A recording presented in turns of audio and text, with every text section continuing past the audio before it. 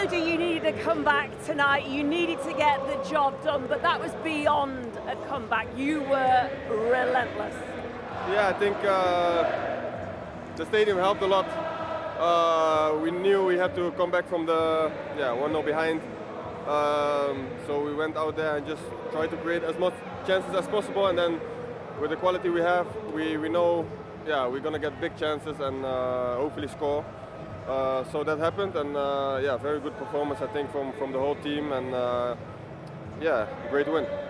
You talk about the stadium, you could just feel it. It went up more than a notch tonight. Knockout.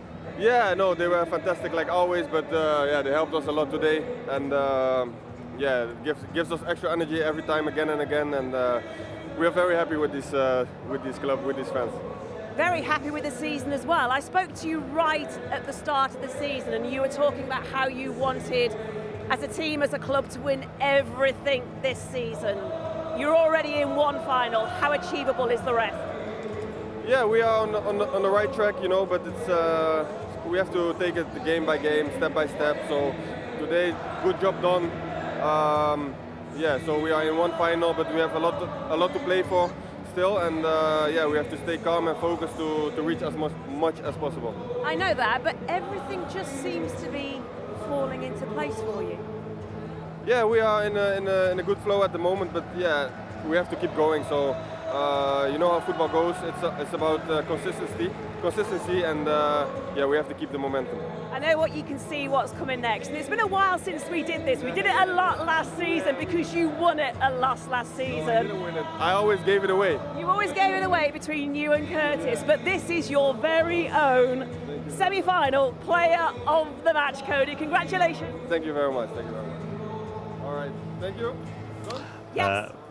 Very nice. Cody Gakpo, the player of the match. Plenty more reaction to come over the next hour. Fourth, and they win 4-0 on the night and 4-1 on aggregate. And it kind of felt, really, didn't it, like it was never in doubt? It was never in doubt before the game. It was Tottenham. When did Tottenham ever win a big game? When did Tottenham ever go somewhere and surprise you and, win against the odds? The odds were massively in favour of Liverpool. They're at home at Anfield. They're the best team in the country, possibly the best team in Europe right now. But it's not just this Spurs team. It's just they never shock you. They never do something out of the ordinary. I'm trying to think the last big game they won, and I'd probably have to go back to that Ajax game in the semi-final of the Champions League. And I was in the stadium that night, and I don't want to take nothing away from Tottenham. They're very lucky. They got battered for most of the game, and a bit of a freak. I think they got 2 goals in the last minute. But whenever they go into a big game as a football club, no one ever believes they're going to win. And that's not me as a Liverpool fan. Those Tottenham fans there tonight, not one of them will have believed that they'd have gone home and they'd have gone to Wembley.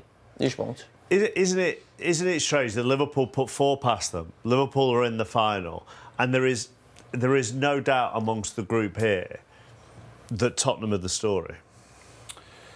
Yeah, I think because we just expected a bit more from them tonight. I just cannot get my head around not having one shot on target in a semi-final. I know the one half chance when Son manufactures something, great step over and then hits the bar, but even then you just felt the game had gone for them.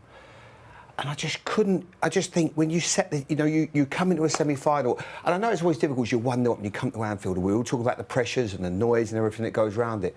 But I just felt first half they're trying to play it from the back. The goalkeeper's edgy. In midfield, they never showed any courage to get on the ball and make things happen. They were so abject. And it wasn't the inexperienced players, it was the experienced ones that I was looking at thinking, well, go on then, lead the team. Son's your captain, show something, show some character, get on the ball. Kulusevski, nothing. And I think it's too easy to say, well, yes, they have had injuries. They've absolutely, Van der Ven. I say less about Romero because I think I watch him enough and he can give away a lot of goals when I watch him. But Van der Ven is obviously a big miss. But there's still enough players there to cause Liverpool some problems. I've seen squads beaten Tottenham lately. I look at Ipswich. Do you think Ruud van Nistelrooy would have loved to have had that Tottenham squad beforehand, but they still get beaten by Ipswich? Crystal Palace beat them. There's so many different games. I know you did the Everton game not long ago, Jamie. Everyone seems to find a way of beating this Tottenham side. And I think the manager right now, He baffles me with his tactics sometimes. I think he's completely lost in what he's trying to do. He said, this is what I do. You have to adapt, you have to change. And if you haven't got the personnel that you want, then you have to make sure that your tactics are different. You look at what Newcastle did yesterday. Eddie Howe showed a way of beating an Arsenal side by going man-to-man, being aggressive. Newcastle will not give the respect that what Tottenham gave them today. And I know Newcastle are a better side, but they're more aggressive and they'll get on the front foot. Tottenham showed them miles too much respect today. Do you think that's... Listen, we've all been critical of the manager, and me going back to the 6-3 game. But when I look at those three midfield players today, I thought they were a disgrace. Those Tottenham midfield players. But no matter who your manager is, you're playing a semi-final. We're talking about them getting on the ball, but we all come into this game, and if you're a Tottenham man, you know, first 15 minutes, half an hour, Liverpool are going to be on the goal, going to put you under pressure. But get after them, be aggressive. Forget the ball the first half an hour. Be aggressive, you know.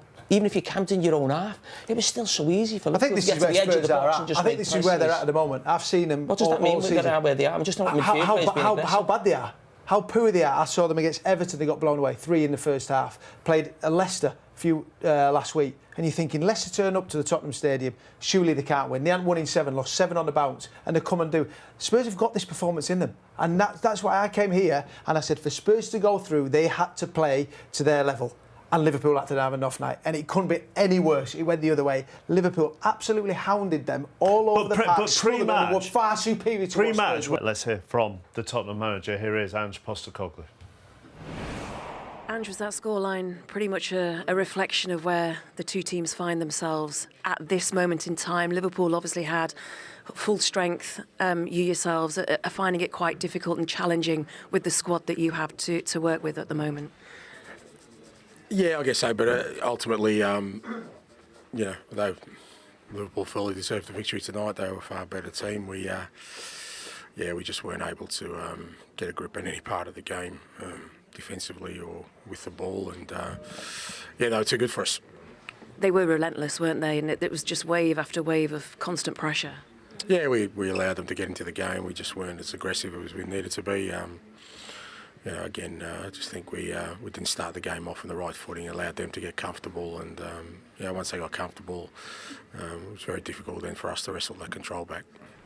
Would you have liked to have seen more from your players? You talk about aggression. Was the courage missing as well? Perhaps maybe a little bit of bravery? Yeah, we definitely needed to be braver with and without the ball. It's easier said than done at a place like this against a very good Liverpool team at the moment to in a good spell of form for very settled. But it's what we needed to do and we didn't do it. I know it was a difficult challenge as it was to come here, but there was some decision makings as well. And I noticed, you stayed in your technical area throughout. You were trying to remain positive, but there were some times when you were shaking your head the moment the penalty was conceded and when that was scored as well. Were those sort of more disappointing moments for you, the decision making? No, look, I mean, obviously, we didn't have a great first half. We were very much in the game, and we kind of knew that sort of first 15, 20 minutes we had to keep it really, solid in terms of our decision making, and to give them a second goal was disappointing. But I still think, as I said, we never really got to grips for any part of the game today, and they were too good for us. I know it can be tough on head coaches, managers like yourself as well. It must have been pretty lonely out there. No, it's not an emotion I feel. Like I said, I'm disappointed we weren't able to sort of give a better account of ourselves today and give ourselves a chance to get to a final. What about the mood in the dressing room with the players? Are they pretty crushed as well? Yeah, very disappointed. We had a great opportunity and unfortunately we didn't grab it. OK, but you do go again and you can benefit, I imagine, from experiences like this as a group of players, as squads. You have got players coming back as well. You've got the signings, you've got that support from up above. How much do you owe it to yourselves as a team, as a group of players, to get something out of this season, this second part of the season? There's no choice, you have to. There's still plenty to play for this year for us, and we're at a big game at Villa on Sunday, and that's where our focus goes. Thank you for your time, Ange. Thank you. Thanks. Players, he looks lonely there on his own, and he's going through a challenging time. He's talked about injuries, but the players that are out there still have to be giving more than what they're giving at this moment in time. The senior players Something we've talked about for years and years in this Premier League, how good he's been. But when the going gets tough, which we've all been through it, you then have to look to your senior players and help them young players. Danzo was a positive tonight. I thought he came in for his first game. But believe me, that was a low night for Spurs. Just look at your team. I've counted 8 internationals for Tottenham today. Yeah. 8. I mean, that's not an inexperienced team. The goalkeeper's even capped, I'm not sure. Maybe that makes it 9. But there's a lot of players. He's an under-21 international, isn't he? A lot of players, so you can't talk about not having experience. They know what it's like to come to Anfield and you have to suffer and make sure you compete and do the right things. But that was just shocking. Liverpool in his first final with the club. Let's hear from him now, Richards. Anna, would that be fair to say it was your biggest night at Anfield so far this season? Because it results to a final, yes, maybe. But I think we had some big nights here already with Leverkusen, with City, with Madrid, and probably I forget a few. But yeah, to reach a final should always be special, and that is also what it is. So yeah, in that perspective, it's been the most special evening. To reach a final as well early in the season is something that you're not used to, are you, as a coach, as a manager? No, in Holland we only have one cup competition, and that final is played in the end of the season. So yeah, that's a new experience, but it's a nice one to have. It's a special stadium for English people, but also for Dutch people, because we know the history of that stadium and the history of a final as well, of a League Cup final. So I'm very pleased to go there, but we also know that we are going to face a very, very tough opponent. Because I saw them yesterday and I saw them this season. We already played them once. They're a very good team, but they're going to face a very good team as well. You're also defending champions, though, going into that final against Newcastle. Talking to Virgil van Dijk, he was saying that could have done a little bit better in the first half. He talked about a little bit more intensity, but watching that performance tonight, it was just wave after wave of pressure. Yeah, but I agree with him. So picky. But we also have to take into account that in the first half there were many injury moments. So it's difficult to get intensity in the game when there are so many injury moments. Players are on the floor needing treatment. But we controlled the game really well. I think it took them for 80 minutes before they had their first shot on target.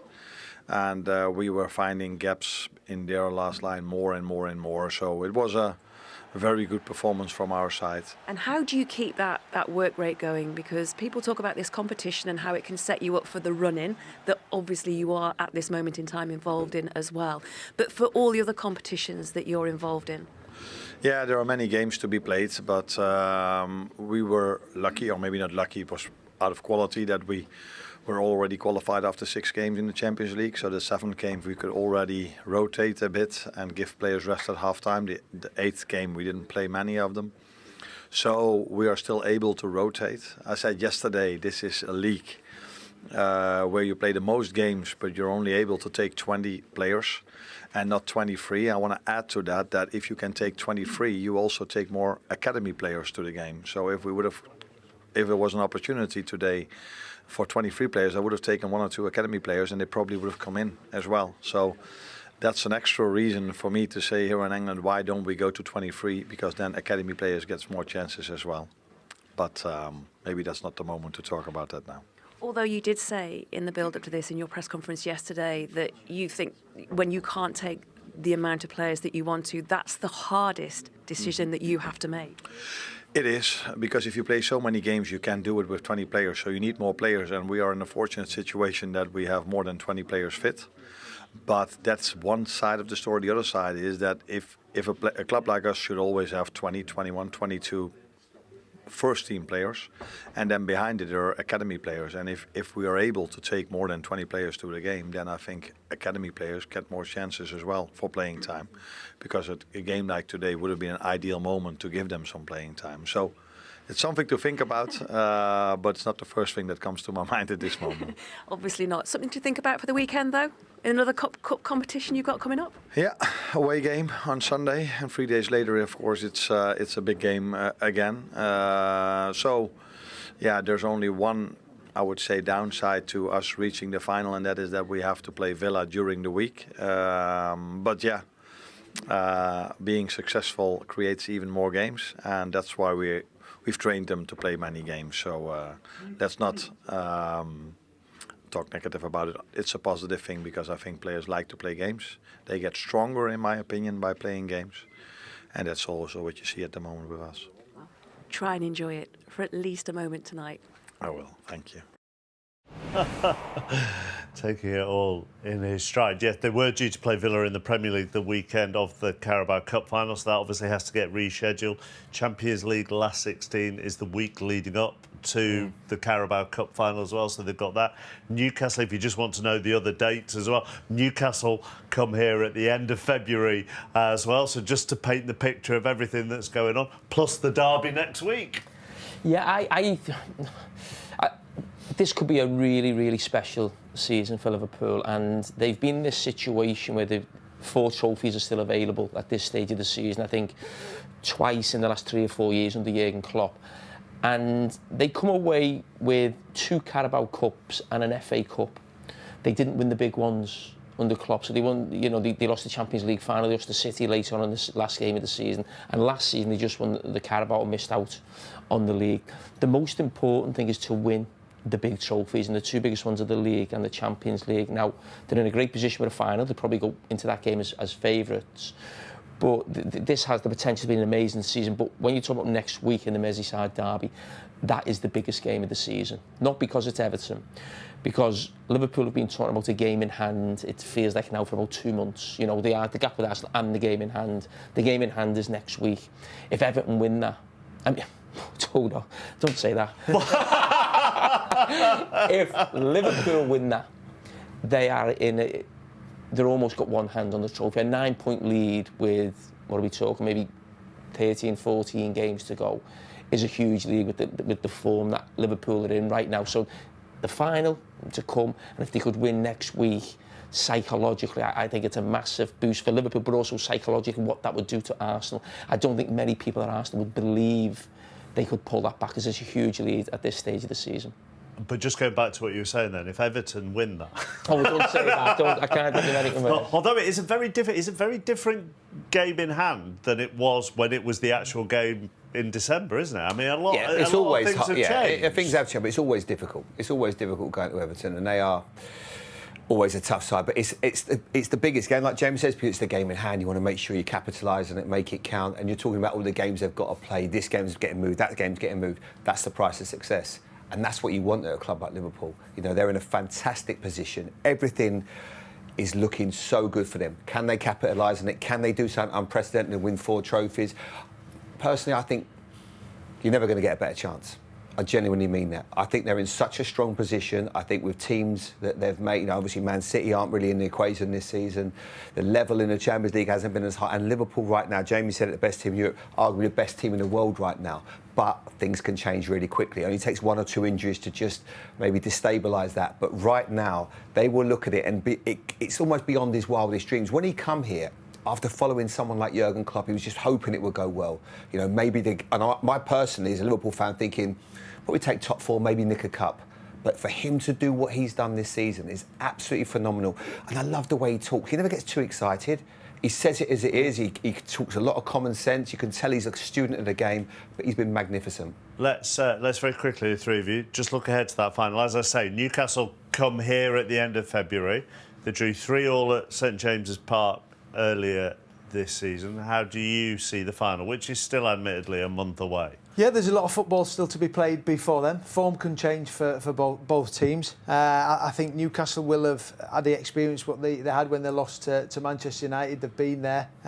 They know how that felt. But I mean, Liverpool will be going into, at this moment in time, into the final of favourites. Of course they will, because they're the top of the Premier League, the way they're playing. But, I mean, Eddie Howe and that Newcastle team, you saw what they did last night. It'll certainly be a final I'll be tuning into.